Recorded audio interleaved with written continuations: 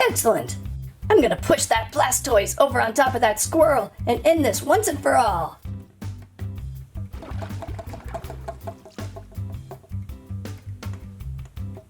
What is it? Huh? This was a setup, wasn't it? Pretty much. KO5, Squirtle.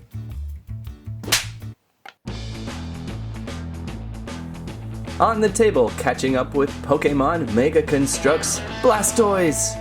284 pieces. And is that a Poke Dive Ball back there? On the back of the box, how things are constructed. Ooh, and look at some of the other sets available coming out soon. I've yet to see these in stores. Those will be fun. Inside box, large sheet of instructions. There's a bag. There's another bag. There's another bag. Another one. How about that one? Oops, sorry, Barry. And that one. All of that is gonna build a Blastoise. And now let's do that.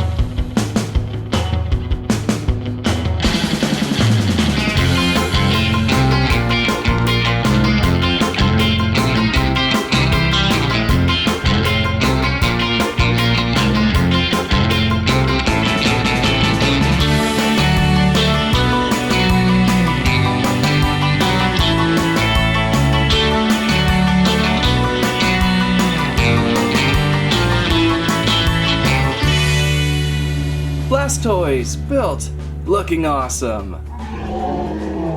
I really enjoyed building this one. It was simply fun. I must be really getting used to the Mega Block style, as everything fit together pretty well and I didn't have too many issues. The central torso of this dude was the best part. His legs were a little tedious and awkward at times. I think I got a few claws mixed up in there, but they do a good job of supporting him and making him look sharp. And then there's that back shell. Look how giant that thing is. Really impressive, and again fit together really smoothly. Of course, we have a couple water cannons up on top, and they do shoot water bullets of Mega Construx. Right now we are loaded in. To fire, just press in this stud here and something should happen. There it goes. We have extra refills, 2 on the back of the display stand. The ones I have installed right now are pretty plain, but there's some interesting blue going on in some of those. As for articulation, it is kind of limited due to its arm size and leg size and body size. You can move your arms only so much before they might pop off up on that shoulder joint. So there's very limited movement. Although you can do some things if you get it in just the right spot. But there's no elbows or wrists on those arms. The head, there's some movement there as well. A little bit limited. And we can open up his jaw. Just barely. As for those legs, kind of the same deal. Seems like if you can rotate them a little bit, you can get another angle of movement to them. So just kind of play around and see what you like best. And I don't believe we have any ankles either. We do have a tail back here though, and it's kind of limited too. But he's so big in Blastoise, it makes up for it. Again, we have a little display environment stand type of thing. You don't really need to put him on there. Looks like we do have a dive ball Pokeball here. I like how they're doing all these different Pokeballs. Just kind of a nice little water environment to add to the set. And again, there's a couple refills back there. I love the soft rock stones studs that Mega Construx does. Those are fun. Again, like most of the Mega Construx Pokemon large-scale sets, he turned out a little smaller than you'd think he would turn. Mostly because of the box design, looking about 3 times the size on the box. But that is always very common in construction sets. The box always magnifies their look so much more. And since the build was so enjoyable, it's not really that big of a deal for me. However, given Blastoise's normal girth, I would imagine some fans would have liked to have seen him larger. So how does he look against the other evolutions? Here we have Wartortle. Built a few months back, one fun build as well. Wartortle is a little more purple. Since I don't know these two very much, I usually typically played with Bulbasaur and Ratatatatata. And going back even farther in evolution, we have the Squirtle, which I just realized I never built. I think this is the only set from Series 1 Wave 1 that I didn't construct yet. Let's just fix that now then, shall we? Squirtle versus Charmander, 140 pieces. Stuff going on the back of the box, and it looks like Tiny Chipmunk Squirrel has already been inside. Inside the box, small book of instructions, bag of pieces, some more pieces, plate, more pieces, and more. Shall we get this one going?